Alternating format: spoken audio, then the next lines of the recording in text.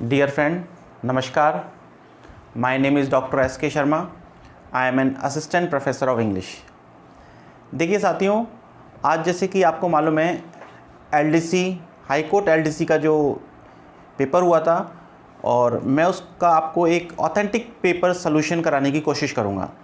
इस paper solution में मैंने लास्ट जो 12 मार्च का जो पेपर सोल्यूशन था वह भी आपको कराया था। उसमें मैंने आपको बताया था ये किस तरीके से आपके लिए यूज़फुल है। उसमें जो मैंने आपको एक्सप्लेनेशन से समझाई थी कई क्वेश्चंस के बारे में, उनमें से कई क्वेश्चन इसमें रिपीट हो गए।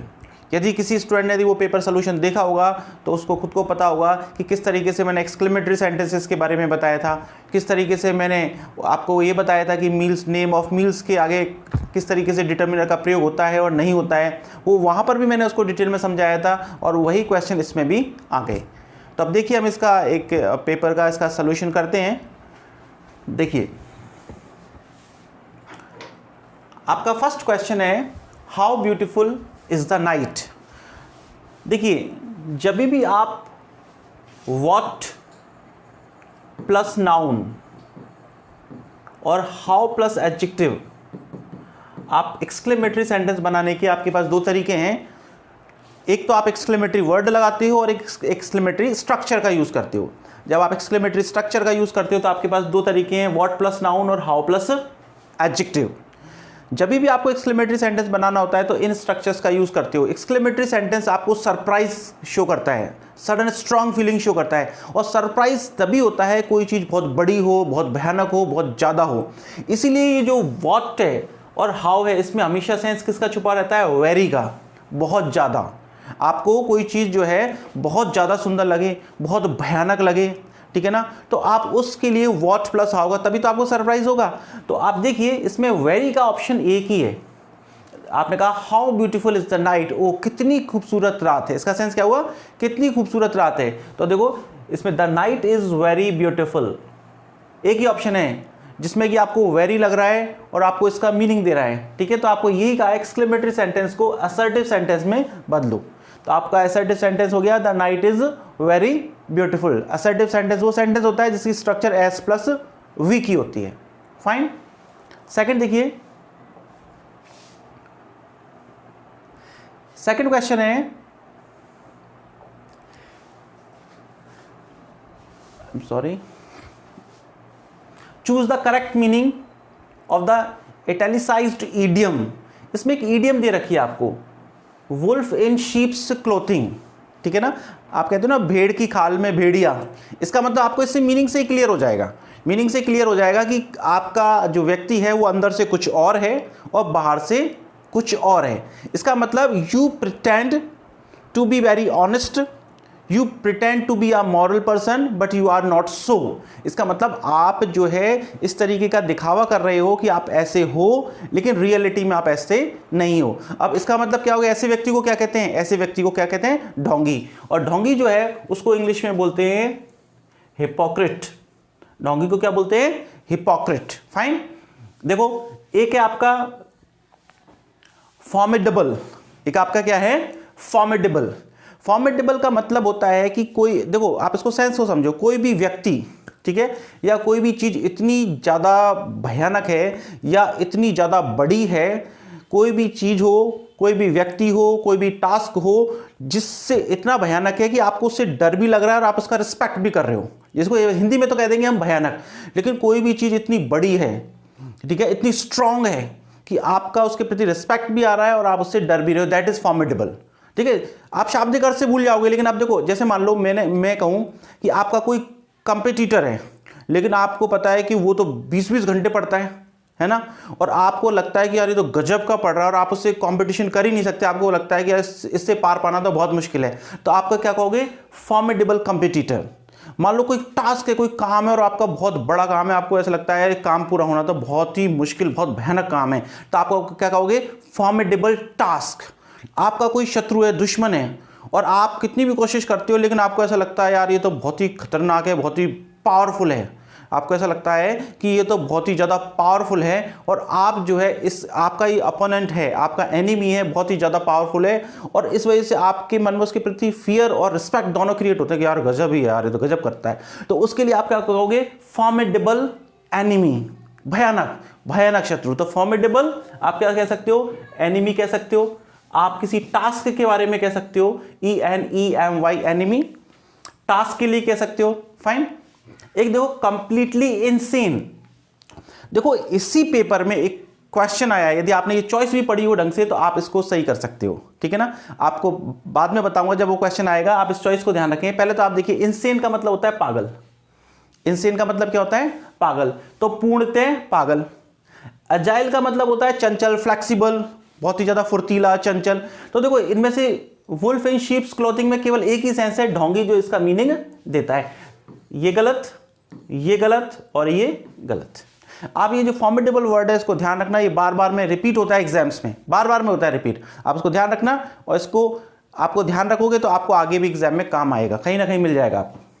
फिर देखो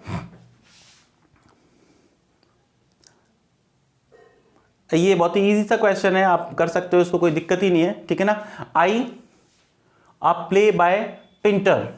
ओके, देखिए चॉइस को देखिए, आई रीडिंग डायरेक्ट हो नहीं सकता, यदि आपका कोई भी बी टाइप वर्ब नहीं है तो is, am, are, was word नहीं है तो रीडिंग तो हो ही नहीं सकता, पहले वो होना चाहिए, ठीक है। फिर देखिए हैव रीडिंग होता नहीं है, हैव के बाद क्या होता है तो वी थर्ड आती है, तो ये भी गलत। ओके, और ये भी गलत। फाइन। नेक्स्ट है हैड बीन रेड, आपको इसका पैसिव बनाना नहीं है, ठीक है ना, ये भी गलत। ओके, तो एक ही चॉइस आपके पास बच गई, I am reading a play by Pinter. ये एक ब्रिटिश प्ले राइट है जिसका नाम है, पूरा नाम Harold, sorry HAROLD, Harold Pinter. Okay, British play right है, PLAYWRIGHT, ब्रिटिश प्ले राइट। देखो मैंने प्ले राइट की स्पेलिंग जो है इंटेंशनली लिखी है। प्ले राइट का मतलब होता है नाटककार, ड्रामेटिस्ट। ये रीट की एग्जाम में स्पेलिंग आई थी कि प्ले राइट की स्पेलिंग सही क्या है, तो कई बच्चों ने गलत कर दी थी। तो आपको ध्यान रखना है, यदि एक बार किसी एग्जाम में आ गई तो वो क्वेश्चन फिर रिपीट हो सकता है। ओके, तो ये हैरोल्ड पिंटर जो है एक ब्रिटिश प्ले राइट है, ब्रिटिश नाटककार है। तो इंपॉर्टेंट बात क्या है, मैं आपको क्या बताना चाह रहा हूं, मैं ये बताना चाह रहा हूं कि आपको प्ले राइट की स्पेलिंग भी पता होना चाहिए, PLAYWRIGHT। फाइन, जिसको बोलते हैं आप ड्रामेटिस्ट, नाटककार। फाइन, देखिए आगे।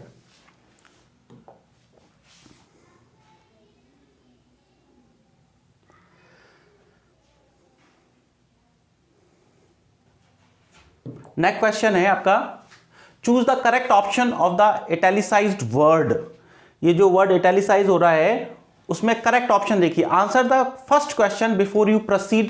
देखो फर्चर कुछ नहीं होता, ठीक है, तो इसकी जगह क्या होगा, फर्दर।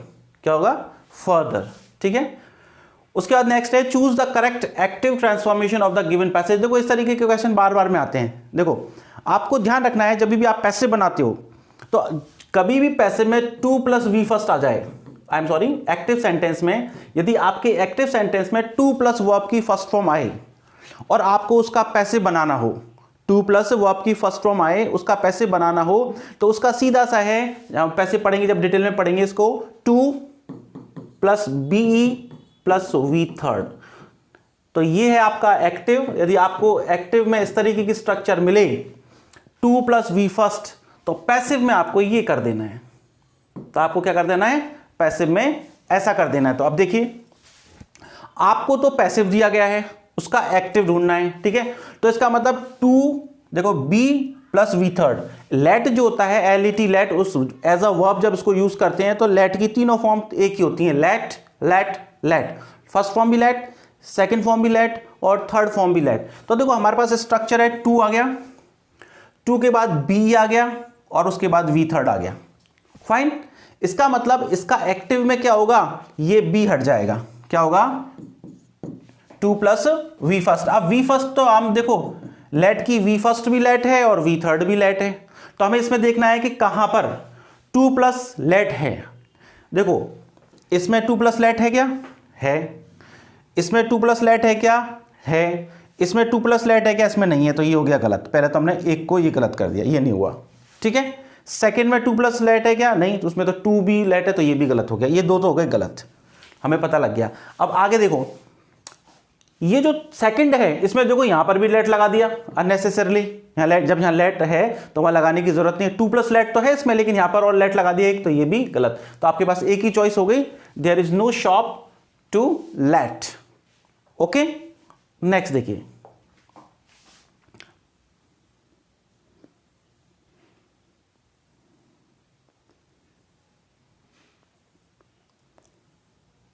नेक्स्ट सेंटेंस है आपका, for the young, sorry, the sentence has been broken up into 4 parts, choose the part which is grammatically and meaningfully wrong. ये जो सेंटेंस आपका 4 पार्ट्स में है, इसमें कौन सा जो पार्ट है वो ग्रामेटिकली या अर्थपूर्ण तरीके से, अर्थ की दृष्टि से या ग्रामर की दृष्टि से गलत है, ये आपको पूछा गया है। तो देखिए, for the young and the motivated in our country is lot of opportunities and promises of meaningful startups. देखो मैंने आपको ध्यान रखना है कि अपॉर्चुनिटी नहीं होता, अपॉर्चुनिटी होता है, प्रोनाउंसिएशन पे ध्यान रखना है आपको, अपॉर्चुनिटी यानी मौके या अवसर। तो देखिए, आप एक चीज ध्यान रखना, इंग्लिश में या तो अ लॉट ऑफ होता है या फिर लॉट्स ऑफ होता है, ठीक है। यदि आप लॉट लगा रहे हो तो इसके आगे आपको ए लगाना पड़ेगा, ए लॉट ऑफ, और आप यदि ए नहीं लगाना चाहते तो फिर आपको क्या लगाना पड़ेगा, लॉट्स ऑफ लगाना पड़ेगा। यही दो ही ऑप्शन है, आप ऐसे नहीं कर सकते कि लॉट लगाओ और फिर ए नहीं लगाओ। तो किस में प्रॉब्लम है, ये आंसर सही है, फाइन। फिर देखिए आगे, choose the correct option to fill in the blank space. ये जो खाली स्थान है इसमें आपको करेक्ट ऑप्शन देखना है। देखो, आफ्टर द फ्रेंच पुलिस, देखो प्रोनाउंसिएशन पुलिस नहीं करना आपको, पुलिस। जो भी स्टूडेंट्स जो हैं लिटरेचर के हैं, कॉम्पिटिटिव एग्जाम्स की तैयारी कर रहे हैं, first grade, second grade, third grade, ठीक है ना, राजस्थान आरपीएससी से होने वाली, कंडक्ट होने वाली exams, UP TGT PGT exam, Haryana की जो टीजीटी पीजीटी में उसमें स्पेशली फोनेटिक्स दिया हुआ है, स्ट्रेस दिया हुआ है, तो आपको फोकस करना, जो जिनके नहीं भी है सिलेबस में तो भी अपना प्रोनाउंसिएशन तो सही होना ही चाहिए, ठीक है।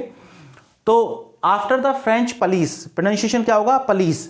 After the French police had successfully used dogs, the German authorities two of using them. देखो, यदि आपकी एक क्लॉज में आफ्टर है, ठीक है, तो सेकंड आफ्टर है, ठीक है, तो आफ्टर वाली क्लॉज में क्या होता है, पास्ट परफेक्ट टेंस होता है, तो had plus used, past perfect tense हो गया। तो नेक्स्ट क्लॉज में आपका क्या होगा, पास्ट सिंपल टेंस का प्रयोग होगा। एक क्लॉज में, आफ्टर वाली क्लॉज में होता है पास्ट परफेक्ट, और सेकंड आफ्टर के अलावा जो दूसरी क्लॉज होती है उसमें होता है पास्ट सिंपल। तो आप देखिए यहाँ पे पास्ट सिंपल कहां पर है, केवल एक ही में है। यदि हम पास्ट सिंपल की बात करें तो इसमें देखिए पास्ट सिंपल कहां है, पास्ट सिंपल देखिए थिंक नहीं है, आर थिंकिंग नहीं है, विल थिंक नहीं है, तो केवल क्या बचा, थॉट। थॉट मतलब सेकंड फॉर्म, यदि सेकंड फॉर्म है तो इसका मतलब किस में है, वो पास्ट सिंपल में। तो इसका करेक्ट आंसर क्या हो जाएगा, करेक्ट आंसर हो जाएगा thought. This one is the correct answer, fine. आगे देखिए, नेक्स्ट है, सॉरी,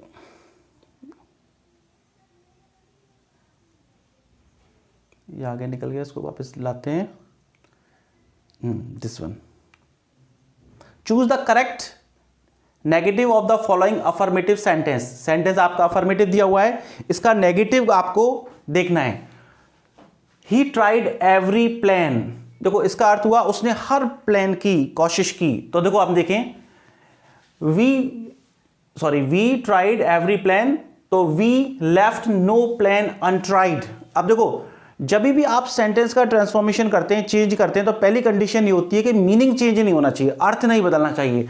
अब देखो, उसने कहा कि उसने हर प्लान की कोशिश की, ठीक है ना, और उसने कोई प्लान ऐसा नहीं है जो अनट्राइड किया हो, ठीक है, कोई भी प्लान ऐसा नहीं है जिसकी कोशिश नहीं की हो, तो बात एक ही है, तो यही आंसर हो गया। ये तो उसका, देखो इसने कहा every plan was not tried, वहां तो था ट्राइड, उसने तो हर प्लान की कोशिश की, लेकिन इसमें तो इसका आपने क्या किया, नेगेटिव बनाया, लेकिन आपने मीनिंग भी चेंज कर दिया। यदि मीनिंग चेंज कर दिया तो गलत। ट्राइड नॉट एनी प्लान, ये कोई मतलब ही नहीं हुआ। No plan was tried well, ये सभी गलत मीनिंग दे रहे हैं, मीनिंग चेंज हो रहा है इन सब में। केवल एक ही ऐसा है जिसमें मीनिंग भी इंटैक्ट है, मीनिंग भी वही है और ट्रांसफॉर्मेशन भी किया गया है, ठीक है। आगे देखिए, नोटिस वॉज टेकन डाउन। देखिए, अब आपको क्या ध्यान रखना है, यदि बी टाइप वर्ब क्या है, वॉज प्लस वी थर्ड, यदि वॉज प्लस वी थर्ड है तो इसका मतलब एक्टिव सेंटेंस जो होगा उसमें क्या होगा, यदि वॉज प्लस वी थर्ड है क्वेश्चन में और उसका आपको एक्टिव बनाना है तो इसका मतलब कौन सा टेंस यूज होगा, पास्ट सिंपल। यानी एक्टिव सेंटेंस किस में होगा, पास्ट सिंपल में। अब इसमें देखो पास्ट सिंपल की कौन सी चॉइस है, देखो विल टेक पास्ट सिंपल नहीं है, गलत। नन ऑफ द अबव को हम बाद में देखेंगे। हैज बीन ये पास्ट सिंपल है क्या, नहीं। पास्ट सिंपल का मतलब है वर्ब की सेकंड फॉर्म आनी चाहिए। तो देखो टुक, क्या आ गया, टुक। अब आप देख लिए इसको सही है क्या। अब नोटिस वॉज टेकन डाउन, अब यहां पर क्या है, जो सब्जेक्ट है वो छुपा हुआ है, तो आपने सब्जेक्ट कोई भी छुपा हुआ है तो आप दे लगा सकते हो, they took down the notice, fine. तो आपका this one is correct. Okay, next देखिए,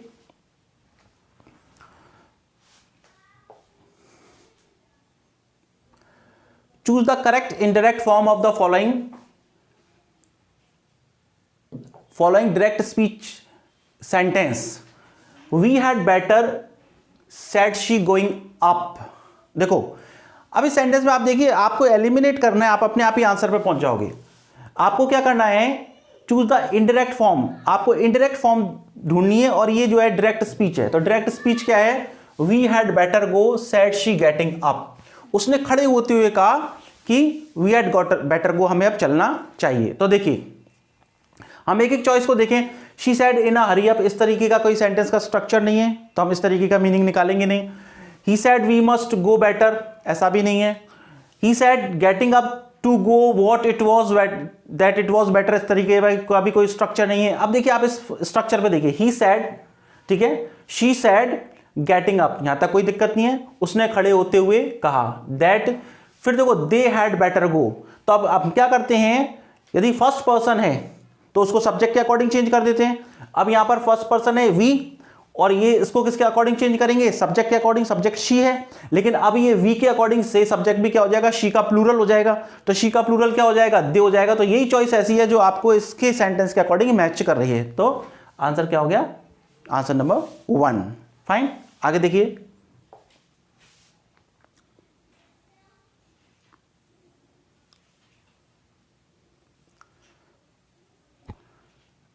नेक्स्ट फिर आपको देखो ईडियम है। Choose the option the best explain the underline idiom और फ्रेज। तो आपकी जो ईडियम है वो देखिए क्या है, ईडियम है the teacher always played the devil's advocate to provoke discussion in the classroom. Teacher हमेशा क्या करता है, डेविल्स एडवोकेट का यूज करता है to provoke discussion in the class, जिससे कि क्लास में एक डिस्कशन क्रिएट हो सके, फाइन। देखिए अब इन चॉइसेस के बारे में देखिए कि सबसे पहले हम देखें डेविल्स एडवोकेट क्या होता है। डेविल्स एडवोकेट क्या होता है, जैसे कि मान लो सारे के सारे लोग जो है किसी चीज पर अपनी कंसेंट, अपना आर्ग्यूमेंट दे रहे हैं कि भाई ऐसा है। जो जनरल एक्सेप्टेड आर्ग्यूमेंट है, क्या है, एक्सेप्टेड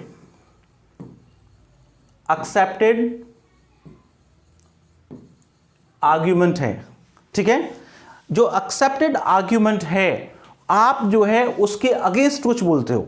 जैसे आप कुछ अगेंस्ट बोलोगे तो बहुत सारे लोग जो है वो क्या करेंगे, उस पर डिस्कस करने लग जाएंगे, ठीक है ना। आप क्या करते हो, इसका मतलब काउंटर आर्ग्यूमेंट करते हो। जो भी लोगों ने जो भी एक्सेप्टेड चीज है, जैसे क्लास में बच्चों ने कहा कि भाई, जैसे टीचर ने कहा, अच्छा ऐसा बच्चे सारे स्टूडेंट्स कहते हैं कि भाई हाँ प्रेजेंट सिंपल टेंस में यूनिवर्सल ट्रूथ का प्रयोग होता है ना। और आपने कहा नहीं यूनिवर्सल ट्रूथ का प्रयोग नहीं होता। तो बच्चे डिस्कस करने लगेंगे कैसे नहीं होता, देखो ऐसा ही एग्जांपल है, ये इसमें ऐसा हुआ था, ऐसा हुआ था।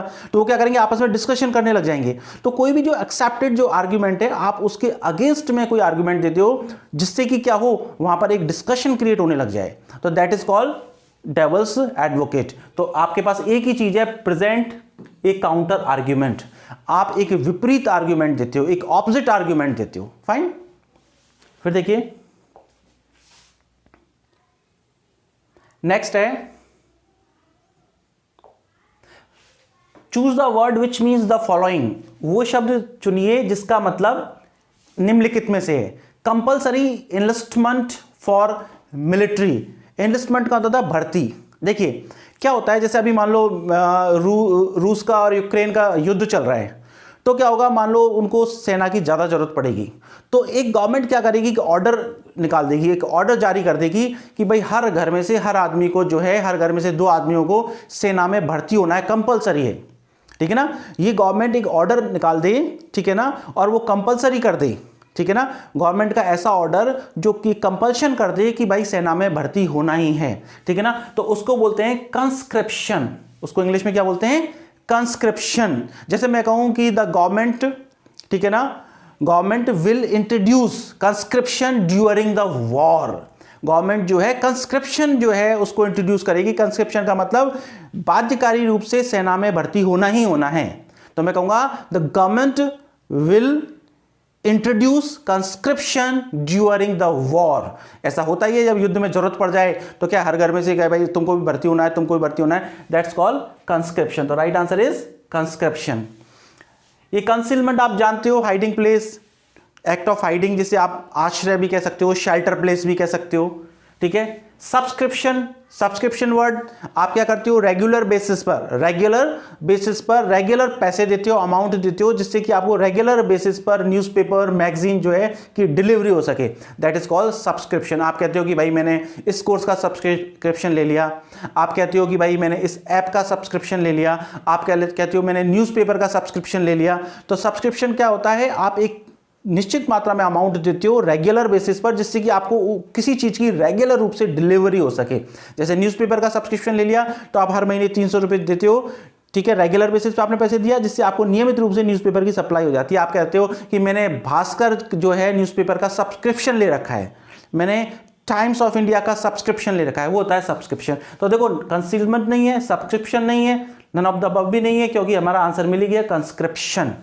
ओके, कंस्क्रिप्शन एक ऐसा ऑर्डर होता है जो कंपल्शन देता है कि भाई आपको भर्ती होना है। हमारा क्वेश्चन भी ये था, compulsory enlistment for military. Fine, next देखिए,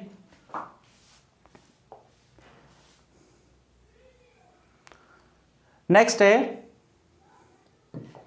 अ स्टेटमेंट और प्रोपोजिशन। एक स्टेटमेंट या आइडिया, प्रोपोजिशन मतलब idea, which is regarded as being established, accepted and self evidently true. एक ऐसा स्टेटमेंट जो स्थापित हो, स्वीकार में हो और अपने आप में सत्य हो, ठीक है। अब इसका आंसर जो है ये है ट्रूइज्म। अब मैं आपको समझा देता हूं पहले सबको। देखो ये सारे ही वर्ड बहुत इंपॉर्टेंट हैं। आई एम सॉरी, इसका आंसर जो है एक्सियम है, ठीक है ना, this one is the answer. देखिए ये सारे वर्ड समझ लीजिए आप। सबसे पहले आप शब्द को समझिए क्लिशे, ठीक है ना। फर्स्ट वर्ड है क्लिशे। क्लिशे क्या होता है, देखो आप समझ लेना, ये क्लिशे वर्ड जो है कई बार कंपेटिटिव एग्जाम्स में पूछा गया है ना। क्लिशे एक ऐसा स्टेटमेंट होता है, देखो स्टेटमेंट, आपको अलग अलग तरीके से लैंग्वेज यूज हो जाएगी, आपको समझ में आ गया तो आप इसको गलती नहीं करोगे। क्लिशे एक ऐसा स्टेटमेंट होता है जो कि आप बार बार में यूज करते हो। क्लिशे एक ऐसा स्टेटमेंट होता है, ऐसा आइडिया होता है, एक ऐसा कॉन्सेप्ट होता है, ठीक है। वो एक कोई आइडिया हो सकता है, कोई स्टेटमेंट हो सकता है, कोई कॉन्सेप्ट हो सकता है। क्लिशे कोई आइडिया हो सकता है, स्टेटमेंट हो सकता है और कॉन्सेप्ट हो सकता है जो आप बार बार में यूज करते हो, और बार बार में यूज करने की वजह से, ठीक है ना, वो इंटरेस्टिंग और चार्मिंग नहीं रहता। बार बार में यूज करने की वजह से वो इंटरेस्टिंग और चार्मिंग नहीं रहता, रुचिकर और आकर्षक नहीं रहता। जिसे आप कह सकते हो घिसा पिटा वाक्य, वो क्या हो जाता है, बिल्कुल घिसा पिटा सा हो जाता है, ठीक है। जैसे मैं कहूं the story of Hindi movies, ठीक है ना, the story of Hindi movies is cliché. Hindi movies की कहानी क्या हो गई, क्लिशे हो गई कि भाई वो एक क्या होगा, आपको एक एक्टर होगा, एक एक्ट्रेस होगी और फिर उनकी रोमांटिक स्टोरी चलेगी और लास्ट में जो है विलन मर जाएगा और हीरो और हीरोइन जो है आपस में मिल जाएंगे। तो ये घिसी पिटी स्टोरी हो गई। तो ये स्टोरी क्या हो गई, क्लिशे। जैसे आपने देखा कई जो सीरियल्स आते हैं उसमें वो सास बहू की कहानी, वो सेम सी स्टोरी होती है, आप उसमें किसी भी तरीके से इंटरेस्ट नहीं होता, किसी तरीके कोई अट्रैक्शन नहीं होता। वो इस तरीके का कॉन्सेप्ट होता है, स्टेटमेंट होता है, आइडिया होता है जो बिल्कुल घिसा पिटा हो जाता है, उसे बोलते हैं cliché. Fine, just for example मैं आपको दे दूं, जैसे मैं डेली आता हूं, मैं कहता हूं नमस्कार friends, my name is doctor S K. Sharma, I am an assistant professor of English. तो ये क्लेशे हो गया, लेकिन मेरी मजबूरी है बोलना ही है डेली। तो ये क्या हो गया, ये जो स्टेटमेंट है ये क्लेशे हो गया। आपको पता है ये आएंगे और घिसे पिटा यही डायलॉग बोलना है शुरुआत में, ठीक है। तो ये क्या हो गया, क्लेशे हो गया। फाइन, आप क्लेशे नहीं बोलोगे। देखो ट्रूइज्म, देखो ट्रूइज्म भी एक स्टेटमेंट होता है, लेकिन वो ट्रूथ होता है। देखो ट्रू से समझ में आ गया, एक ट्रूथ होता है, एक ट्रू स्टेटमेंट होता है, ठीक है ना। लेकिन अब वो नॉट वर्दी ऑफ सेइंग, अब वो कहने के ज्यादा योग्य नहीं हुआ होता है। देखो स्टेटमेंट तो ट्रू होता है, लेकिन वो भी इतनी बार कह लिया जाता है कि अब उसको कहने का कोई महत्व नहीं होता। जैसे मैं आपसे कहूं कि prevention is better than cure, मैं आपसे कहूं prevention is better than cure, कि बचाव जो है इलाज से ज्यादा बेहतर है। तो स्टेटमेंट तो ट्रू है, लेकिन इतना ज्यादा बार यूज हो गया, ये बार बार में यूज हो गया कि अब इसको कहने की कोई ज्यादा आवश्यकता नहीं होती, इसमें भी चार्म खत्म हो गया। देखो ये तो स्टेटमेंट जरूर नहीं है सच्चा हो, क्लेशे तो एक ऐसा स्टेटमेंट है जिसे आप कहते हैं घिसा पिटा। ट्रूइज्म के अंदर एक सच्चाई होती है, एक सच्चा स्टेटमेंट होता है, लेकिन वो स्टेटमेंट भी जो है अब नॉट वर्दी ऑफ सेइंग, अब उसको कहने की जरूरत नहीं है, योग्य नहीं है। आप कितनी बार कह चुके हो कि उसका भी क्या है, एक आकर्षण खत्म हो चुका होता है। फाइन। प्रोवर्ब आप जानते ही हो, प्रोवर्ब का मतलब होता है कहावत, और एक्सियम। अब इस एक्सियम वर्ड को भी समझिए। एक्सियम वर्ड का मतलब होता है कि एक ऐसा स्टेटमेंट जो अपने आप में सत्य हो, ऐसा स्टेटमेंट जो अपने आप में स्वयं सिद्ध हो, ऐसा स्टेटमेंट जो अपने आप में सत्य हो, अपने आप में स्वयं सिद्ध हो। जैसे मैं कहूं, मैं आपसे कहूं 2 + 2 = 4, तो ये अपने आप में सिद्ध है। मैं आपसे कहूं कि whole is always larger than the part, मैंने आपसे कहा, जैसे मैं आपसे कहूं whole is larger than the part, मैंने आपसे कहा संपूर्ण हमेशा हिस्से से बड़ा होता है।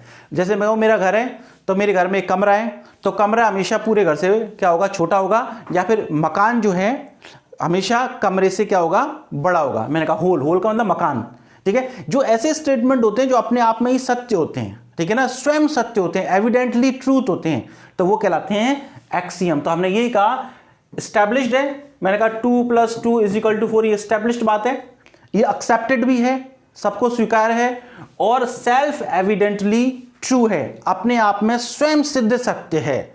तो ये क्या हो गया आपका एक्सियम। ये सारे वर्ड इंपॉर्टेंट है, इसलिए मैं इतना स्ट्रेस देकर इनको समझा रहा हूं। और प्रोवर्ब का मतलब तो आपका कहावत होता ही है, ठीक है। तो आपको ध्यान रखना है, प्रोवर्ब का मतलब क्या हो गया, कहावत, ओके। ट्रूइज्म का मतलब क्या हो गया, ट्रूइज्म का मतलब स्टेटमेंट तो आपका सत्य है, ट्रू है, लेकिन वो स्टेटमेंट जो है इतनी बार यूज हो चुका है कि नॉट वर्दी ऑफ सेइंग, अब उसे कहने की आवश्यकता नहीं है, उसमें कोई आकर्षण नहीं रहा। और क्लिशे स्टेटमेंट जो है वो इतनी बार कहा जा चुका है, वो वहां पे सत्य का कोई लेना देना नहीं है, स्टेटमेंट इतनी बार कहा जा चुका है कि उसका आकर्षण खत्म हो गया। घिसा पिटा वाक्य, घिसा पिटा आइडिया, घिसा पिटा डायलॉग। एक्सियम मैंने कहा स्वयं सिद्ध सत्य, ठीक है। आपने कहा 2 + 2 = 4, स्वयं सिद्ध सत्य। फाइन, आगे देखिए। नेक्स्ट देखिए, मैंने कहा ही फिर ब्लैंक वॉज गार्डनिंग। अब देखिए, आप पहले एलिमिनेट करिए, पहले तो जो गलत है उनको हटाइए, फिर आपके पास चॉइसेस कम बच जाएंगी, फिर हम सही पे पहुंच जाएंगे।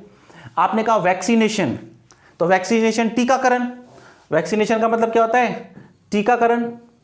अब टीकाकरण का तो कोई लेना देना ही नहीं है, ही वॉज गार्डनिंग, ठीक है ना, सॉरी हिज, फिर उसके वॉज गार्डनिंग, ठीक है। टीकाकरण का तो कोई मीनिंग ही नहीं निकलता। वैकेशन आप जानते हो, छुट्टियां, तो इसका भी कोई मीनिंग नहीं निकलता। आपके पास दो चॉइस बच गई, वोकेशन और एवोकेशन। अब इन दोनों को देखिए, देखो वोकेशन क्या होता है, वोकेशन एक ऐसी चीज होती है, देखो वोकेशन और एवोकेशन में आपको अंतर समझना पड़ेगा दोनों वर्ड में। एवोकेशन का मतलब होता है हॉबी, ठीक है। एवोकेशन का मतलब क्या होता है, हॉबी, या फिर आप कह सकते हो ऐसा वर्क, ऐसा काम जिसमें आपको इंटरेस्ट भी आए और एंटरटेनमेंट भी हो, ठीक है ना। ऐसा वर्क जिसमें आपको इंटरेस्ट भी आए और आपका उसमें इंटरटेनमेंट भी हो, इंटरटेनमेंट, आपको इंटरेस्ट भी हो और मनोरंजन भी हो, ठीक है, उसे कहते हैं एवोकेशन। वोकेशन किसे कहते हैं? वोकेशन एक ऐसा वर्क होता है, ऐसा काम होता है, ठीक है, जो आपके लिए सूटेबल होता है, या फिर आपको ऐसा लगता है कि ये मेरे लिए सूटेबल है। तो पहली बात वर्क, ठीक है ना, जो ऐसा लगता है आपको कि आपके लिए सूटेबल है, ठीक है। दो चीजें ध्यान रखना, ऐसा वर्क जो आपको ऐसा महसूस होता है कि आपके लिए उपयुक्त है। तीसरी बात, आप उस वर्क में सारी की सारा टाइम और एनर्जी, उस वर्क के अंदर आप अपना पूरा का पूरा टाइम और एनर्जी जो है वेस्ट करने के लिए, एक्सॉस्ट करने के लिए तैयार हो, वो होता है वोकेशन। देखो मैं आपसे कहूं, मैं कह सकता हूं कि teaching is my vocation, teaching मेरा वोकेशन है, क्योंकि ये ऐसा वर्क है, मुझे ऐसा लगता है कि मेरे लिए सूटेबल है, और मुझे ऐसा लगता है कि मैं इसमें एनर्जी और इंटरेस्ट पूरा का पूरा एक्सॉस्ट कर सकता हूं, ठीक है। अवोकेशन ऐसा है कि टीचिंग तो है, इसके साथ मुझे थोड़ा सा ट्रैवलिंग पसंद है, वो मैं केवल अपने इंटरेस्ट और एंटरटेनमेंट के लिए करता हूं, जस्ट लाइक अ हॉबी। तो आपका गार्डनिंग का सेंस यदि है तो गार्डनिंग क्या हो सकती है? आपकी हॉबी हो सकती है। ऐसा नहीं कि आप कहो कि मैं अपनी पूरी ऊर्जा और पूरा सब कुछ और मैं इसी के लिए बना हुआ हूं, ऐसा तो नहीं होता है ना। तो क्या होगा answer? Second one, second avocation, जिसको आप हिंदी में क्या कहते हो? हॉबी। तो आपको वोकेशन और एवोकेशन का मीनिंग जो है उनका अंतर पता होना चाहिए, क्योंकि ये दोनों वर्ड तो आपके क्लियर हैं, ठीक है। आगे देखिए, नेक्स्ट है आपका choose the antonym of the word complex from the given options, ठीक है। मैंने कहा चूज, क्या कहा? Choose the antonym of the word complex from the given option. अब इसको देखिए, आपको कॉम्प्लेक्स जो वर्ड है उसका ऑपोजिट बताना है, आपको उसका एंटोनिम बताना है। तो देखिए, इस क्वेश्चन की यदि बात की जाए तो ये क्वेश्चन जो है गलत है। आप कहोगे गलत कैसे? क्योंकि इसके दो आंसर सही है। इसका आंसर जो है अनकॉम्प्लिकेटेड भी सही है और सिंपल भी सही है। फाइन। यदि आप में से किसी स्टूडेंट ने अनकॉम्प्लिकेटेड किया है और मान लो ये सही मान लिया जाए, आपका गलत हो रहा हो, यदि आपका आंसर गलत हो रहा हो तो आप मुझसे कांटेक्ट कर लेना और मैं आपका आंसर सही करवा दूंगा। आपको बहुत सारे ऑथेंटिक डिक्शनरीज के और बुक्स के आपको रेफरेंस दे दूंगा, तो आपको कोई भी टेंशन करने की जरूरत नहीं। यदि आपने ये किया है तो भी सही है और ये किया है तो भी सही है, दोनों ही सही हैं, ठीक है। कॉम्पोजिट का मतलब होता है आप कई चीजों का समायोजन, ठीक है ना। आप कह सकते हो कॉम्बिनेशन ऑफ डिफरेंट थिंग्स, संयोजक जिसको बोलते हो, आप कह सकते हो कॉम्बिनेशन ऑफ डिफरेंट थिंग्स, बहुत सारी चीजों का संयोजन, दैट इज कॉम्पोजिट, ठीक है ना। अनकंपाउंडेड होगा नहीं, ठीक है। तो आपके दो आंसर हो सकते हैं, एक तो 2 हो सकता है और 4, दोनों ही सही हैं और बिल्कुल सही हैं। जिसने सेकंड वन किया है उसका भी सही है और जिसने फोर्थ वन किया है उसका भी सही है। फिर आगे देखिए,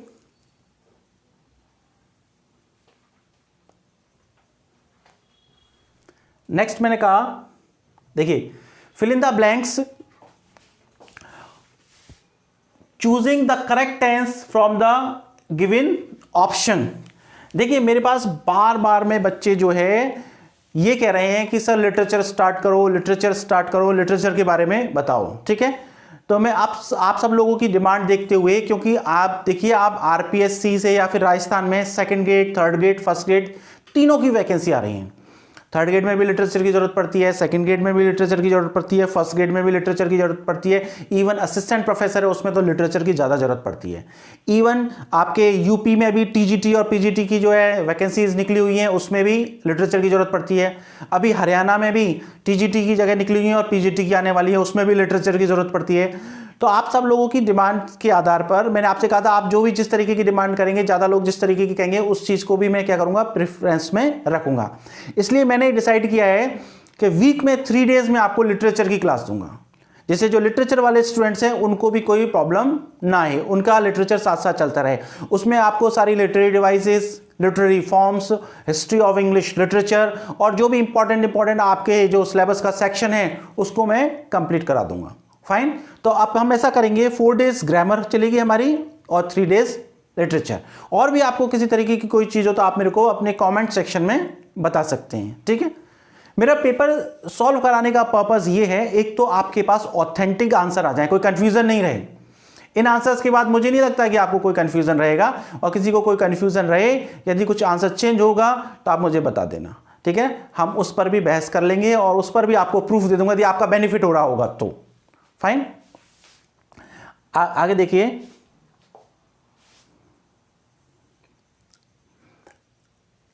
मैंने आपसे कहा, अच्छा वो क्वेश्चन हमने अभी सॉल्व नहीं किया, सॉरी, 66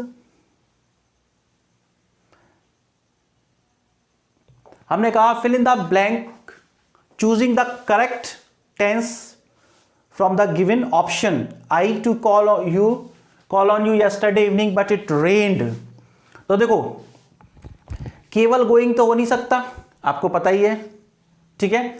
यस्टरडे की बात कर रहा है तो विल होगा नहीं, ठीक है। अब क्या है, आई वॉज गोइंग टू, ठीक है, तो ये क्या हो गया, ये गलत, ये गलत, ठीक है ना। वर्ब भी गलत क्योंकि आई के साथ वर्ब लग नहीं सकता, ठीक है। तो ऑप्शन क्या हो गया, I was going to call on you yesterday evening but it rained. Fine, आगे देखो, नेक्स्ट है correct the choose the correct sentence from the following. देखो, rely chiefly on your own efforts. Rely का मतलब तो होता है to give and send messages, तो मैसेज सेंड करना, प्राप्त करना, इसका तो कोई मतलब ही नहीं हुआ। रिले का मतलब क्या होता है, to give and send messages, तो इसका कोई मतलब नहीं हुआ। रिलाई का मतलब होता है डिपेंड,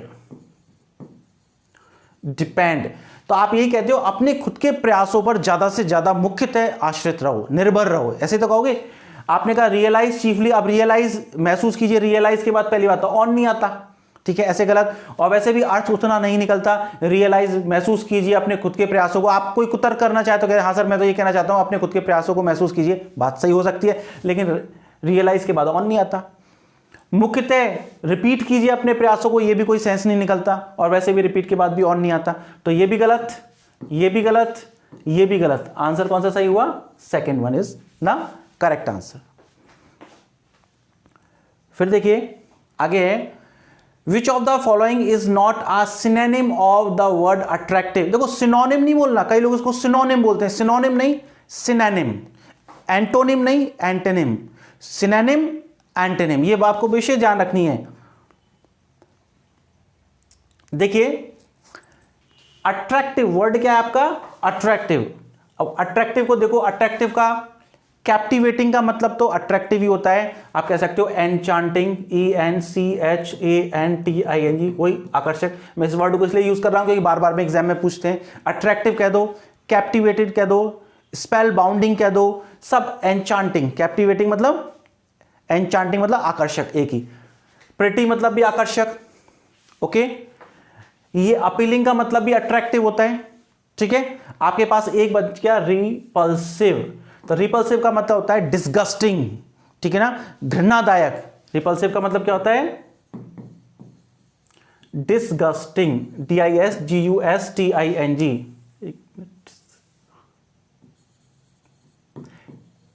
डिस्गस्टिंग, DISGUSTING, डिस्गस्टिंग। तो देखो, कैप्टिवेटिंग इसका सिनोनिम है, प्रिटी इसका सिनोनिम है, अपॉलिंग इसका है, लेकिन कौन सा नहीं है, रिपल्सिव नहीं है। फिर देखो आगे, choose the correct indirect from the following direct speech sentence. देखो, ये डायरेक्ट है कि ओ he said O I agree. देखो, कई बार क्या होता है, आपको सेंस भी समझना होता है। पहली बात तो देखो, पहले हम गलत करते हैं, कौन कौन से नहीं हो सकते। जब आपने ओ इसमें यूज हो रहा है एक्सक्लेमेटरी सेंटेंस में, जब आप उसको क्या करते हो, जब असर्टिव में इनडायरेक्ट में चेंज करते हो, डायरेक्ट को क्या करते हो इनडायरेक्ट में चेंज करते हो, तो आप ये जो एक्सक्लेमेटरी वर्ड्स हैं इनको हटा देते हो, क्योंकि ये रूल है कि हर तरीके का सेंटेंस जो है किसमें चेंज हो जाता है, असर्टिव में चेंज हो जाता है। यदि असर्टिव में चेंज करना है तो आपको ये एक्सक्लेमेटरी वर्ड तो हटाने होंगे। यहाँ तो हमने एक्सक्लेमेटरी वर्ड लगा रखा है, तो ये तो सॉरी, यानी यहां तो हमने एक्सक्लेमेटरी वर्ड लगा रखा है, ओ लगा रखा है, तो इसलिए ये गलत, ठीक है। आपको पता है यदि यहां पर सैड है तो जब आप उसका डायरेक्ट का इनडायरेक्ट बनाते हो तो ये जो है पास्ट में चेंज हो जाता है। किस में चेंज हो जाता है, पास्ट में। ये भी पास्ट में आएगा। तो आप देखिए यहां पर तो ये किस में हो रहा है, अग्री, तो ये गलत है। यहां पर इन्होंने क्या कर दिया, ही वॉज अग्रीड, इसको पैसिव कर दिया, पैसिव की कोई जरूरत ही नहीं थी, ठीक है। तो एक ही ऑप्शन बच गया, he said understandingly that he agreed. Fine. फिर देखिए नेक्स्ट है, pick the correct option of which transforms the following affirmative sentence to negative. देखो वो कह रहा है कि करेक्ट ऑप्शन जो है जो ट्रांसफॉर्म करता है इस अफर्मेटिव सेंटेंस को नेगेटिव में, वो ढूंढिए। तो where there is a smoke there is fire. आप हमेशा मीनिंग निकाले पहले किसी भी सेंटेंस की कि वेयर देयर इज स्मोक, जहां धुआं है वहां आग होगी, ठीक है। तो देखो नो फायर नो स्मोक, ठीक है ना, उसने कहा जहां स्मोक होगी वहां, ठीक है। दूसरा देखो there is no smoke without fire. अब देखो मीनिंग तो ये भी आ रहा है और ये भी आ रहा है, ठीक है ना, लेकिन आप देखो अब स्ट्रक्चर देखो, देयर इज नो, इसमें दो बार नो यूज हो रहा है, यहां पर there is no smoke without fire, तो यहां पर एक ही बार है, तो ये ज्यादा बेटर है ऑप्शन, ठीक है। ये वाला तो smoke and fire go together, ये तो कोई मतलब ही नहीं हुआ, ठीक है।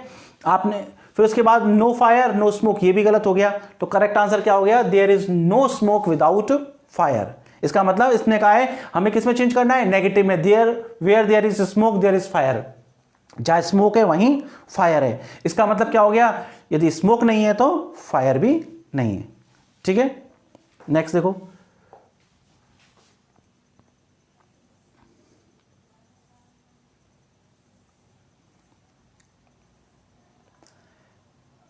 नेक्स्ट सेंटेंस है fill in the blank with the correct option.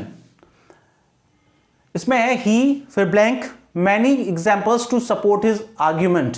देखो उसने बहुत सारे उदाहरण दिए अपने तर्क के सपोर्ट में। अब आप यहां पे देखिए SIT साइट का मतलब होता है कोई भी निर्माण स्थल, ठीक है ना। ये एज अ वर्ब यूज हो रहा है, साइटेड कर दिया, ये एज अ नाउन है, एज अ वर्ब है। SIGST साइट का मतलब होता है देखना, झलक देखना, एक नजर देखना। और CIT साइट का मतलब होता है कोट करना, किसी चीज को कोट करना, आप दूसरी चीजों से कोट करते हो।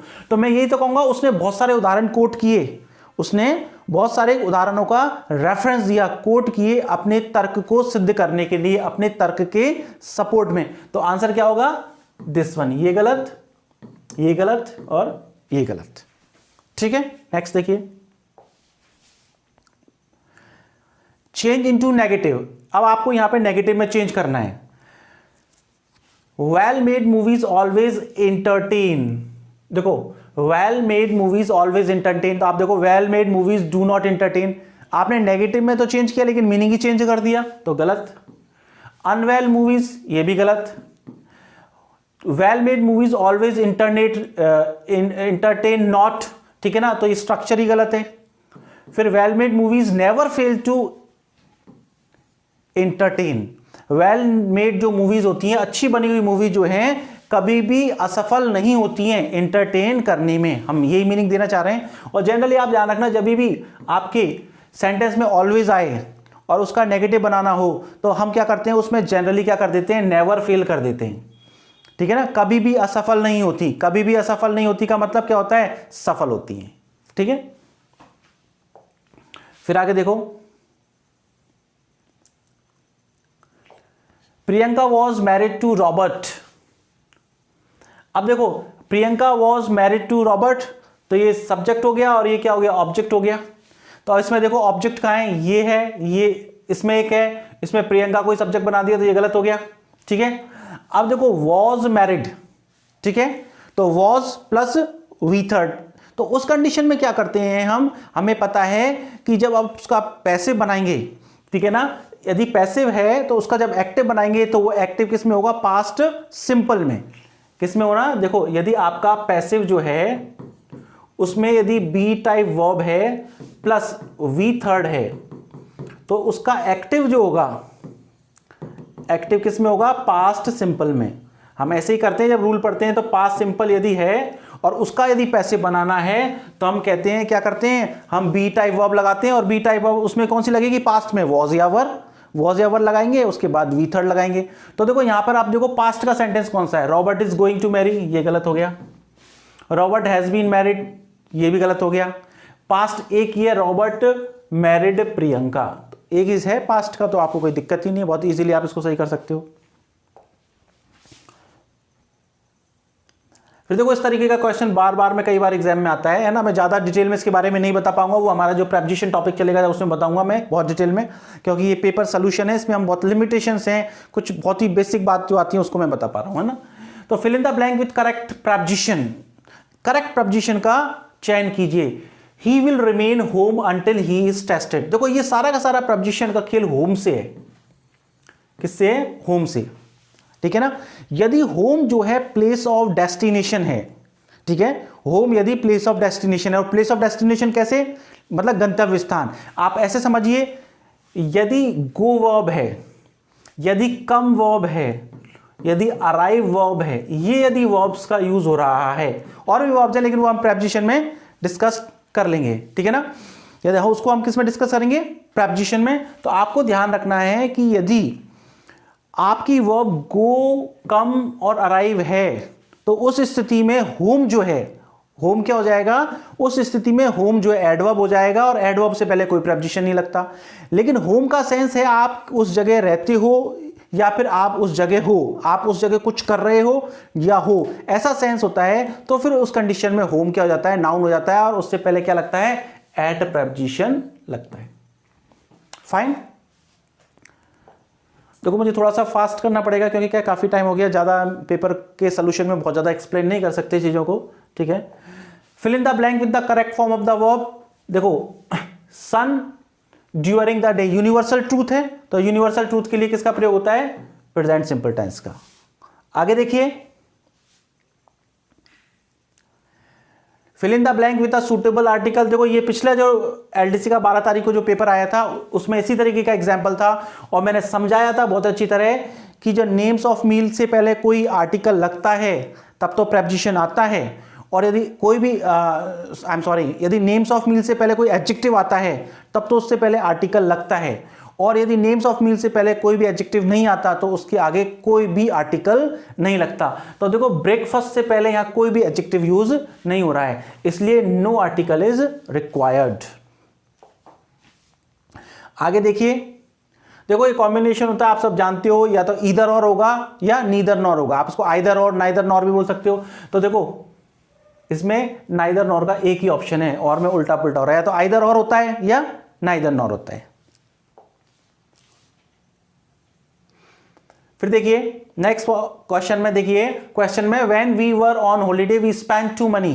तो देखो टू जो है एज, सो, ठीक है ना, एज है, सो है, टू है और हाउ है। सो, एज, टू और हाउ, इसके बाद जो है मच या मैनी लगता है। अनकाउंटेबल के लिए मच लगता है और प्लूरल के लिए मैनी लगता है। तो मनी जो है अनकाउंटेबल है, इसलिए क्या लगेगा? मच, ठीक है ना, टू मच मनी। नेक्स्ट देखिए, देखो इसमें आपको ध्यान रखना है, आपको प्रीफिक्स जो है इनकरेक्ट प्रीफिक्स ढूंढना है। प्रीफिक्स मतलब जो आगे लगा हुआ हो, ठीक है। तो देखो मिसलाइक, मिसफायर, मिसजज और मिसअंडरस्टैंड। देखो मिसफायर होता है, मिसजज होता है और मिसअंडरस्टैंड होता है, तो इसका मतलब ये तो सब सही है, तो गलत कौन सा हुआ? मिसलाइक। तो आपका आंसर क्या हो गया? मिसलाइक। फिर देखिए the owner of the house, फिर blank and gave us a bed for the night when our car broke down. Broke down का मतलब होता है टू स्टॉप वर्किंग इमीडिएटली, किसी चीज का एकदम से काम करना बंद कर देना। इंजन फेल हो जाना, बस एकदम से बंद हो जाना, उसका इंजन फेल हो जाए, ठीक है, तो उसे कहते हैं ब्रोक डाउन। ये भी बहुत इंपॉर्टेंट फ्रेजल वर्ब है, आपको एग्जाम में पूछी जाती है, इसलिए आप ध्यान रखना। तो देखो एक होता है टुक अस इन, ये इसका राइट आंसर है। टुक अस इन का मतलब होता है to allow somebody to stay in your house.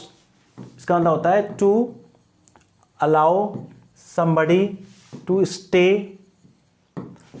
In your house. आप किसी व्यक्ति को अपने घर में रुकने की इजाजत देते हो, तो यही है। The owner of the house ने क्या किया? इजाजत दी हमें घर में रुकने की। To and give us a bed, और बेड दिया for night when our car broke down. तो आंसर क्या होगा? टुक अस इन। देखो ये टुक ऑफ होता है जैसे प्लेन टेक ऑफ करता है ना, उसके लिए, ठीक है। इसका मतलब होता है to leave the ground, to leave the ground and to begin. ये सब फ्रेजल वर्ब इंपॉर्टेंट एग्जाम में कहीं ना कहीं पूछी गई हैं। फिर है टुक ऑन। टुक ऑन क्या होता है? टू प्ले, ठीक है ना। आप कह सकते हो to play a game against someone, या फिर कोई कॉन्टेस्ट, कोई भी आप गेम या कॉन्टेस्ट किसी के खिलाफ खेलते हो। जैसे मैं कहूं कि India will take on Pakistan tomorrow, कल इंडिया और पाकिस्तान जो आमने सामने भिड़ेंगे, एक दूसरे का मैच होगा। फिर ये भी बहुत इंपॉर्टेंट है, इसका मतलब होता है गलत मान लेना। टेक फॉर, जैसे मैं कहूं I took him for his brother because they are extremely alike. ये बहुत इंपॉर्टेंट फ्रेजल वर्ब है ना, इसको छोड़ नहीं सकते हम किसी भी हालत में। इसका मतलब क्या होता है? गलत मान लेना। मैंने क्या किया? I took him for his brother, मैंने क्या कर दिया? ये भाई को वो मान लिया, ठीक है। मैंने क्या कर दिया? उसका भाई था, मैंने उसको भाई था और दोनों एक जैसे थे, इसलिए मैंने उसको क्या किया? उसके भाई को वही मान लिया कि शायद वो ही है, जैसे दो की हमशक्ल हो। क्यों? क्योंकि वो दोनों एक दूसरे से बिल्कुल एक जैसे हैं। गलत मान लेना, गलत समझ लेना, ठीक है। तो ये सारी आपका आंसर ये है। ये सारी फ्रेजल वर्ब इंपॉर्टेंट है, आपको ध्यान रखनी है एग्जाम के पर्पज से। नेक्स्ट देखिए, ही सेड। देखो यहां पर आपको क्या करना है? Correct indirect form of the following direct speech. Direct speech जो है उसको इंडायरेक्ट बनाना है। तो आपको ध्यान रखना है, जब इंडायरेक्ट बनाओगे तो आपके सेंटेंस की स्ट्रक्चर जो है वो असर्टिव वाली होगी। ध्यान रखना है, आपको इंट्रोगेटिव वाली नहीं रहनी चाहिए।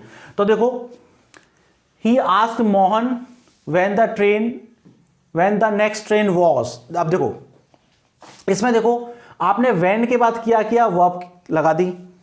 इसमें आपने क्या किया? व्हेन के बाद फिर वॉज लगा दिया, ठीक है।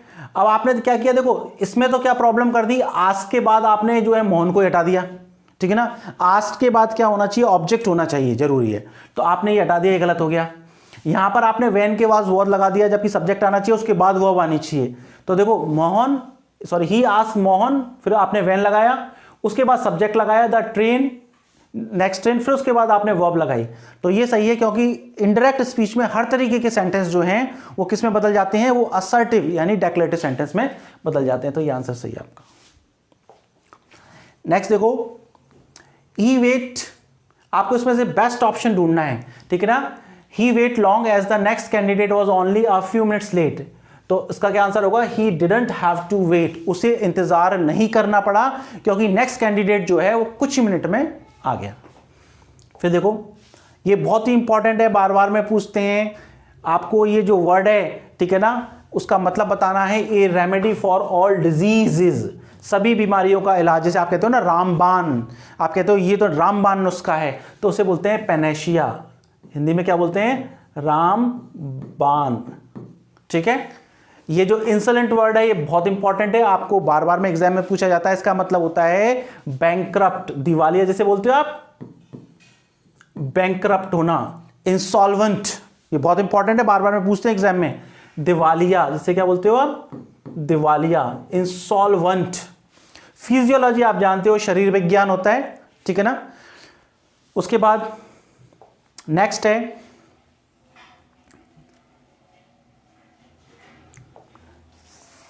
नेक्स्ट देखिए, नेक्स्ट है to throw down the glove.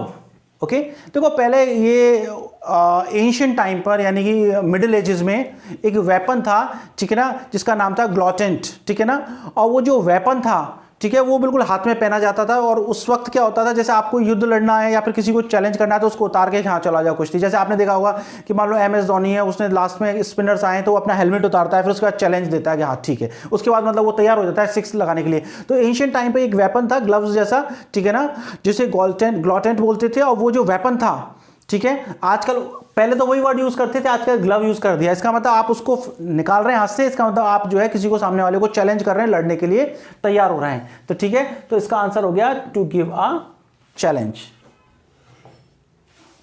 फिर देखिए नेक्स्ट है, इस सेंटेंस को आपको असर्टिव में चेंज करना है, ठीक है। Could you give me a hand with this. अब देखो कुड से क्या होता है, रिक्वेस्ट होती है।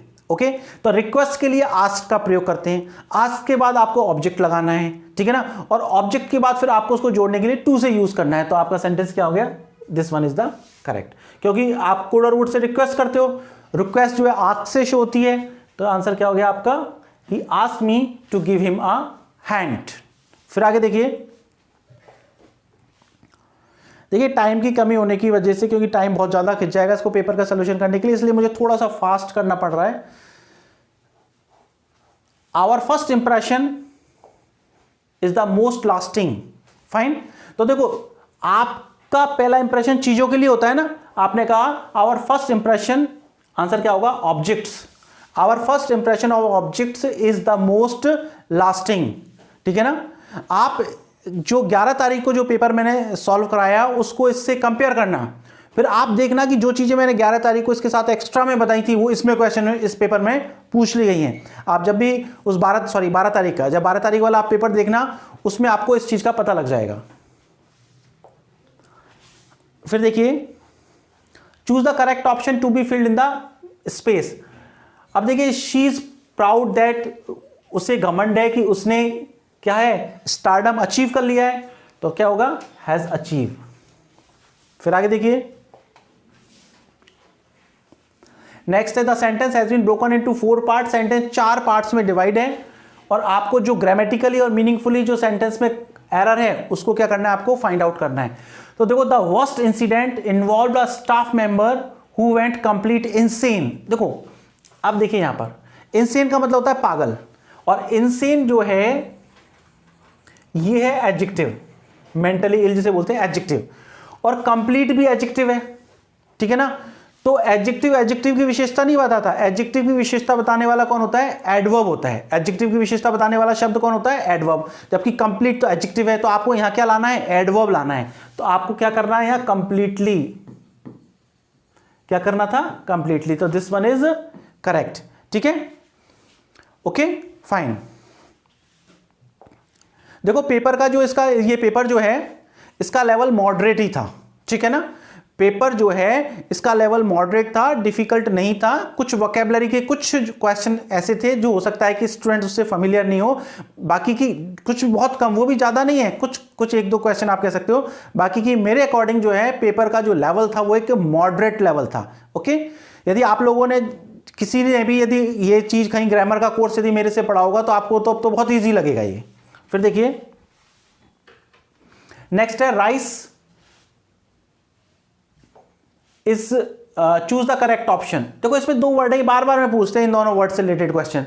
एक होता है PRINCIPL और एक होता है PRINCIPLE, बार बार में पूछते हैं। कोई देखो PRINCIPL और PRINCIPLE, पहली तो बात ध्यान रखना, दोनों का प्रोनाउंसिएशन सेम है, और प्रोनाउंसिएशन है प्रिंसिपल, प्रिंसिपल नहीं। हम लोग क्या करते हैं, गलती से इसको प्रिंसिपल बोल देते हैं, प्रिंसिपल नहीं प्रिंसिपल। क्या होता है प्रोनाउंसिएशन, प्रिंसिपल, ठीक है ना। प्रिंसिपल का मतलब होता है मेन ऑब्लिक इंपॉर्टेंट पार्ट, पहली बात। एक आपका जो हेड ऑफ इंस्टीट्यूशन होता है, कॉलेज का या स्कूल का जो हेड होता है, उसे भी क्या बोलते हो आप, प्रिंसिपल, ठीक है। इसके बाद अमाउंट जो होता है, जिसको आप कहते हो ना मूलधन, उसको भी क्या कहते हैं, प्रिंसिपल। उन सब की स्पेलिंग ये है, जिसे आप मूलधन बोलते हो, जिसे आप मुख्य हिस्सा बोलते हो, मुख्य चीज बोलते हो, मुख्य इंपॉर्टेंट पार्ट बोलते हो, वो भी प्रिंसिपल है। और आपके स्कूल कॉलेजेस का जो हेड है वो भी कौन है, PRINCIPAL। इसका मतलब होता है मॉरल रूल, नैतिकता। इस प्रिंसिपल जिसको आप सिद्धांत बोलते हो, ठीक है ना, तो वो क्या है, प्रिंसिपल, ठीक है। तो आपने राइस क्या है, सिद्धांत है या मुख्य हिस्सा है बंगालीज के खाने का, तो मुख्य हिस्सा है। तो आंसर क्या होगा, दिस वन। ब्लिस, देखो ब्लिस का मतलब होता है हैप्पी, फाइन। इनएडिक्वेट का तो मतलब होता है इनसफिशिएंट, इसका तो मतलब क्या होगा, not enough, sorry, SUFFICIENT, insufficient, अपर्याप्त, ठीक है। एडिक्वेट होता है, एडिक्वेट का ऑब्जेक्ट इनएडिक्वेट। फियर्स का मतलब भयानक, पलाइट, पलाइट का मतलब विनम्र। तो आंसर क्या हो गया, हैप्पी। फिर देखो आपको इसका सिनोनिम बताना है, टॉकेटिव, बातूना। टॉकेटिव को हिंदी में क्या बोलते हैं, बातूना। और बातूना जो है उसका जो है सिनोनिम है गैरुलस। क्या है सिनोनिम? गैरुलस। ठीक है, अब देखिए ग्रीडी का मतलब होता है लालची। ओके, ग्रीडी का मतलब क्या होता है? लालची। ईवल, ईवल का मतलब होता है बुराई। और शैलो, शैलो का मतलब कम पानी, छिछली जगह जो होती है उसे कहते हैं शैलो। तो आंसर क्या होगा आपका? गैरुलस। फाइन। फिर नेक्स्ट देखो, choose the correct option of the underline word. ये कई बार एग्जाम में पूछा जाता है और बच्चे इसमें गलती करते हैं। ठीक है, देखो इसमें YOUR फिर अपॉस्ट्रोफी S। तो देखो ये YOUR क्या है? प्रोनाउन है। ओके, प्रोनाउन का पॉजिटिव या जिसको जेनेटिव कुछ भी कह लो आप, दोनों का मतलब एक ही है। प्रोनाउन का पॉजिटिव केस बनाने के लिए कभी भी अपॉस्ट्रोफी S का प्रयोग नहीं करते। आप तो दिमाग में बिल्कुल गांठ बांध लो। कभी भी प्रोनाउन का, जैसे आप ऐसे तो कहते हो राम्स कार, क्योंकि राम क्या है? नाउन है, तो राम की कार, कोई दिक्कत नहीं है। लेकिन प्रोनाउन में अब कभी भी ऐसा नहीं करते कि आपको क्या हो, प्रोनाउन का पॉजिटिव केस बनाना हो और उसके लिए आप क्या कर लो? अपॉस्ट्रोफी S का प्रयोग कर लो। ऐसा नहीं होता। ऐसे केवल दो ही एक्सेप्शन है, दो एक्सेप्शन है, ध्यान रखना। एक तो वन, ONE1, जिसको जनरल प्रोनाउन कहते हो। एक रेसिप्रोकल प्रोनाउन और होता है ईच अदर और वन अनदर। ईच अदर और वन अनदर, ये दो चीज होती हैं, केवल ये दो ही एक्सेप्शन हैं। एक तो जनरल प्रोनाउन वन, आप कह सकते हो one should respect one's parents, एक व्यक्ति को अपने पेरेंट्स की रिस्पेक्ट करना चाहिए, तो वहां वन ONE और अपॉस्ट्रोफी S हो जाता है। इसी तरीके से ईच अदर और वन अनदर में हो जाता है। लेकिन आपको ये ध्यान रखना है, बाकी कहीं भी प्रोनाउन का पॉजिटिव फॉर्म यूज नहीं कर सकते। तो देखो आई एम योर सिंसियरली, तो देखो इसमें भी पॉजिटिव यूज कर रखा है, इसमें भी पॉजिटिव यूज कर सकता है, आपको दिमाग ही नहीं लगाना। तो केवल एक ही है जिसमें नहीं कर रखा, तो ये आंसर सही है। फिर देखो, अब ये बहुत इजी है, आपको प्रीफिक्स लगाना है। ठीक है ना, choose the prefix that meaningfully completes the sentence. तो देखो आप अफेयर नहीं होगा, क्या होगा? आप क्या कहते हो? फेयर। फेयर का आप क्या कहते हो? अनफेयर। क्या कहते हो आप? अनफेयर।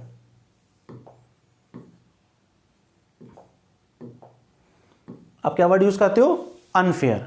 ठीक है, फिर आपको सफिक्स चूज करना है, वहां तो आपको प्रीफिक्स चूज करना था, अब क्या चूज करना है आपको? Suffix. It seems he has a very photograph. अब फोटोग्राफिक होता है, फोटोग्राफरली नहीं होता, एबल नहीं होता, फुल नहीं होता, तो क्या होता है? फोटोग्राफिक। क्या होता है आपका word? Photographic. This one is the correct answer. ठीक है, नेक्स्ट है आपका पैसिव। आपको गिवन ऑप्शन में पैसिव ढूंढना है, बड़ा ही इजी सा क्वेश्चन है, कोई दिक्कत ही नहीं है आपको। देखो प्राइम मिनिस्टर आपका क्या हो गया? सब्जेक्ट हो गया। उस सब्जेक्ट के बाद आपको इनवाइटेड वर्ब हो गया, ये सब्जेक्ट हो गया, ये वर्ब हो गया और ये ऑब्जेक्ट हो गया। Each member of the cabinet. तो आप क्या करते हो? जब एक्टिव से पैसिव बनाते हो तो ऑब्जेक्ट को सब्जेक्ट बनाते हो। तो इसमें देखो each member of the cabinet किस में है? तो केवल एक ही में है, each member of the cabinet. एक ही को बना रखा है केवल, सब्जेक्ट तो ज्यादा दिमाग लगाने की जरूरत ही नहीं है, बाकी के पढ़ना ही नहीं है। जो ऑप्शन ऐसे हो जो क्लियर गलत हो दिख जाए आपको, तो उसमें दिमाग नहीं लगाना। कई क्वेश्चन है जिनमें मेंटल एक्सरसाइज करनी होती है, वहां करनी है अपने को। फिर देखिए, ये भी क्वेश्चन बार बार में एग्जाम में पूछा जाता है और आपको इन दोनों वर्ड्स का थोड़ा सा मीनिंग ध्यान रखना है। देखो आपको पूछा है one who comes as a settler into a foreign country, एक व्यक्ति जो आता है सेटल होने के लिए फॉरेन कंट्री में। तो ये दोनों वर्ड बहुत इंपॉर्टेंट है। मैं आपको इजी, आपको बार बार में कंफ्यूजन होगा, मैं आपको इजी सी ट्रिक बता देता हूं। देखो इमिग्रेंट आई से चालू हो रहा है कि नहीं? आई से चालू, तो आप इसको आई से क्या चालू होता है? आई से क्या आता है? इन। एमिग्रेंट किससे चालू हो रहा है? ई से, तो ई से होता है एक्सिट। ठीक है, फाइन। इन का मतलब अंदर आना, एक्सिट का मतलब बाहर होना, समझ में आ जाएगा। ठीक है, यदि आप किसी कंट्री के अंदर आते हो, आप किसी कंट्री के अंदर आ रहे हो और उस कंट्री में आप क्या कर रहे हो? सेटल हो रहे हो, वो आपकी कंट्री नहीं है। आप किसी कंट्री के अंदर आ रहे हो, ठीक है ना, आप किसी कंट्री के अंदर आ रहे हो और उस कंट्री में सेटल हो रहे हो, वो आपकी कंट्री नहीं है, तो आप उसे क्या बोलते हैं? इमिग्रेंट। एक्सिट का मतलब बाहर निकलना, ठीक है ना। आप जो है अपनी कंट्री से बाहर जा रहे हो, अपनी कंट्री से बाहर जाकर दूसरी कंट्री में सेटल हो रहे हो, इसका मतलब आप क्या करते हो? Leaves your country. इसमें तो क्या हो गया? लीव्स योर कंट्री, अपनी कंट्री को छोड़ रहे हो।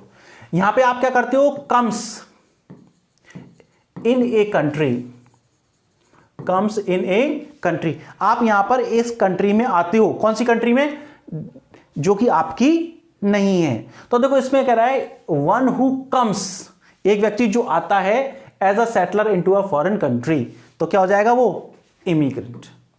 आप तो सीधा सा समझो, जैसे मैं हूं, अब मान लो मैं जो है यहां से कहां चला जाता हूं, अमेरिका, ठीक है ना, तो अमेरिका के लिए तो मैं इमिग्रेंट हो गया, ठीक है, और इंडिया के लिए मैं क्या हो गया, एमिग्रेंट हो गया। फिर देखिए मैं यहां से अमेरिका चला जाता हूं, और इसमें ध्यान रखना परमानेंट सेटल होना चाहिए आदमी। मैं इंडिया से अमेरिका के लिए परमानेंट सेटल हो जाता हूं, तो अमेरिका में तो मैं आ गया, कम्स, तो अमेरिका के लिए तो क्या हो गया, इमिग्रेंट, और इंडिया को मैंने क्या कर दिया, छोड़ दिया, तो इंडिया के लिए क्या हो गया, एमिग्रेंट। ठीक है, क्लियर, बार बार में आएगा इसलिए आप ध्यान रखना, आप कंफ्यूजन नहीं होगा आपको। देखो यूजुअल, अब यूजुअल के आगे क्या प्रीफिक्स लगा सकते हो आप, अनयूजुअल ही होगा। आप कहते हो ये यूजुअल है, ये अनयूजुअल है, कोई दिक्कत ही नहीं है इन क्वेश्चंस में। आपने कह दिया अनयूजुअल, फाइन। अब सफिक्स लगाना है, और सफिक्स क्या लगाना है, सफिक्स लगाना है आपको ICON, ठीक है। Select the right suffix for the word icon, icon जो है उसके लिए आपको क्या लगाना है, सफिक्स लगाना है। अब देखो सफिक्स का मतलब पीछे लगाना है, तो आइकॉनिक होता है वर्ड, क्या होता है, आइकॉनिक, तो आपने क्या लगा दिया,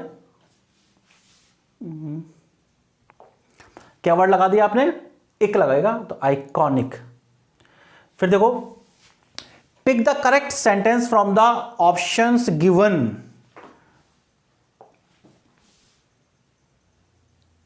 देखो nobody lives forever, nobody lives forever, ये फॉर एवर अलग अलग नहीं होते, तो ये गलत हो गया, ठीक है ना। एवरीवन लिव्स फॉर एवर, हर व्यक्ति जो है लिव्स फॉर एवर, हमेशा के लिए नहीं। Nobody wants to live ever, ये भी गलत, तो आंसर क्या सही है, नोबडी लिव्स फॉर एवर, कोई भी हमेशा के लिए जीवित नहीं रहता। नेक्स्ट देखिए, नेक्स्ट है fill in the blank space using the correct article. अब ध्यान रखना है आपको, यहां पर वर्ड है इंग्लिश, यदि हम लैंग्वेज की बात कर रहे हैं, भाषा की, तो कोई भी आर्टिकल नहीं लगेगा। इंग्लिश यदि हम सब्जेक्ट की बात कर रहे हैं तो कोई भी आर्टिकल नहीं लगेगा। लेकिन देखो English have manage to hold on their traditions, English जो है उन्होंने क्या कर रखा है, मेंटेन कर रखा है अपनी परंपराओं को। तो यहां इंग्लिश का मतलब हो गया इंग्लिश पीपल, अंग्रेज लोग। इंग्लिश का मतलब क्या हो गया यहां, इंग्लिश पीपल। जब इंग्लिश का मतलब यदि इंग्लिश पीपल हो, ठीक है, जब इंग्लिश शब्द का मतलब अंग्रेज हो, तो उस स्थिति में उसके आगे आर्टिकल लगेगा, और द आर्टिकल लगेगा, क्या लगेगा, द। तो ये आपका जो है 50 क्वेश्चंस थे, जिनके मैंने आपको ऑथेंटिक आंसर दिए हैं, और मुझे ऐसा लगता है कि यही आंसर होने चाहिए, इसके अलावा और कोई चेंजेस नहीं आने चाहिए, क्योंकि ऐसा कोई बड़ी बात भी नहीं थी। एक क्वेश्चन है जिसमें मैंने आपको बता दिया दोनों आंसर सही हैं, तो आपको उसमें यदि कोई प्रॉब्लम आए तो मेरे से आप कमेंट सेक्शन में बता देना। आपका रिजल्ट आए, आपकी इसकी की वो इश्यू करें, रिलीज करें, तब मुझे बता देना, फाइन। देखो ये पेपर मुझे जल्दी जल्दी सॉल्व कराना था, क्योंकि क्या ज़्यादा टाइम नहीं ले सकते इसमें। आपको मेरा जो ग्रामर का सेक्शन चल रहा है, ग्रामर चल रही है, उसमें आप 4 डेज ग्रामर चलेगी आपकी, और 3 डेज के लिए आपको मैंने लिटरेचर स्टार्ट कर दिया। और आप जैसे भी आपकी जो भी और भी डिमांड होगी, तो उसी हिसाब से मैं आपको लिटरेचर की कहोगे लिटरेचर स्टार्ट कर दूंगा, ग्रामर के लिए कहोगे ग्रामर। देखिए आपको पहली बार यूट्यूब में ऐसा मिलेगा कि आपको लिटरेचर ग्रामर सब बिल्कुल फ्री, मैं आपको पूरी फ्री ग्रामर करा रहा हूं। वो किसी भी कॉम्पिटिटिव एग्जाम, आप तो मेरे जो शुरू की अभी जो 6-7 वीडियोस हैं उनमें देख लेना, और ये हाई कोर्ट में से उसी में, अभी तो मैंने बेसिक बताना ग्रामर पे आया ही नहीं हूं, उसमें से काफ़ी एक्सक्लेमेटरी सेंटेंसेस वगैरह जिन लोगों ने वीडियोस देखी है वो देख लेना, आपको एहसास हो जाएगा कि हाँ सारी एग्जामिनेशन ओरिएंटेड जो है स्टडी चल रही है या नहीं। और इसी तरीके से आप लिटरेचर में देखना, लिटरेचर में आपको पता लग जाएगा। इसी तरीके से जो लिटरेचर वाले स्टूडेंट्स हैं तो मैं आपको 4 डेज ग्रामर, 3 डेज लिटरेचर बिल्कुल फ्री, और जो भी आपका एग्जाम का जो भी इंडिया के कोई सा भी पेपर होगा उसका सोल्यूशन इसी तरीके से यहाँ पर करवाऊंगा। और सोल्यूशन के लिए आपको थोड़ा सा पेशेंस रखना पड़ेगा। मेरे को ऐसा नहीं हो सकता कि मैं आपको आंसर बता दूं। आंसर बताना हो तो आपको मैं 5 मिनट के टाइम में आंसर बता दूंगा, लेकिन उससे कोई बेनिफिट नहीं होने वाला है आपका जब तक आप सारी चॉइसेस को ना समझे। मैं एक्सरसाइज जो आपको टेलीग्राम पे भेजता हूं फिर कराता हूं, तो उसका भी मैं इसी तरीके से कराता हूं, है ना। तो आप लोग थोड़ा सा पेशेंस रखें, और जो क्लासेस ले रहे हैं वो पेशेंस से क्लासेस लें, ठीक है। और आप लोगों की कोई भी किसी तरीके की और भी कोई डिमांड हो, आपको ऐसा लगता हो कि सर आपको ये कराना चाहिए, आप ये करा दीजिए, तो आप मुझे बताइए, है ना। मैं निश्चित रूप से आपको कराऊंगा, ठीक है। आप जो है मेरा जो टेलीग्राम चैनल है उससे जुड़ जाइए, उस पर मैं आपको एक्सरसाइज भेज रहा हूं, और रेगुलरली आपको उनका वीडियो सोल्यूशन मैं इस यूट्यूब चैनल पर जरूर से जरूर कराऊंगा। इसके अलावा अब से हमारा एक रेगुलर बेसिस पे टेस्ट स्टार्ट हो जाएंगे कि मैं आपको जितनी भी ग्रामर पढ़ाई है, ठीक है ना, उसका सारा का सारा टेस्ट लिया करूंगा संडे को, और फिर उसका जो पूरे के पूरा जो टेस्ट है उसका सोल्यूशन भी कराऊंगा। इसके लिए आप जो है ऐप डाउनलोड कर लें। आपको टेस्ट जो है आप जब ऐप डाउनलोड कर लोगे तो टेस्ट आपको उसमें मिल जाएगा। टेस्ट फ्री है, सारी क्लासेस फ्री हैं, कुछ भी कोई भी चीज़ चार्जेबल नहीं है, सारी चीज़ बिल्कुल फ्री है। बस आप तो ज़्यादा से ज़्यादा इससे जुड़कर मेहनत करें और पढ़ने की कोशिश करें, और आपको ऐसा लगता है कि हाँ मैं आपको जो है रियल ऑथेंटिक अच्छा कंटेंट प्रोवाइड करा रहा हूँ, आपको समझ में आ रहा है, तो आप क्या करें, आप जो है ज़्यादा से ज़्यादा चीज़ को शेयर करें। आपको टेस्ट देना है, उसमें बहुत अच्छे अच्छे क्वेश्चंस मैं आपको टेस्ट में दूंगा, आपको पता लगेगा कि आपने जो जो मैंने पढ़ाया उसमें से कितना सीखा है। तो आप ये जो लिंगा फ्रैंक का ऐप है इसको आप क्या कर लें, डाउनलोड कर लें, और उसमें आपको टेस्ट मिल जाएगा अपने आप ही। उस टेस्ट को करें, सारा चीज़ बिल्कुल फ्री है, बिल्कुल टेंशन करने की जरूरत नहीं है। पूरी जो क्लासेस यहाँ यूट्यूब चैनल पे चल रही हैं ग्रामर की, लिटरेचर की, सब फ्री। वो आपको सारे कॉम्पिटिटिव एग्जाम्स के लिए यूजफुल रहेगी। लिटरेचर वालों के लिए चाहे यूपी टीजीटी हो, यूपी पीजीटी हो, हरियाणा टीजीटी हो, हरियाणा पीजीटी हो, आरपीएससी राजस्थान की first grade, REET mains, second grade, first grade, assistant professor, सबके लिए इक्वली यूजफुल है। किसी का कोई भी एक भी चैप्टर उसमें से बाकी नहीं रहेगा। आप पढ़ें, आप पढ़ने के बाद थोड़ा सा धैर्य रखें, 1-1.5 महीने वेट कर लें, आप पढ़ते रहें, क्लास लेते रहें, 1-1.5 महीने में आपको पता लग जाएगा कि आपको किस तरीके का कंटेंट प्रोवाइड किया जा रहा है, ठीक है। Thank you.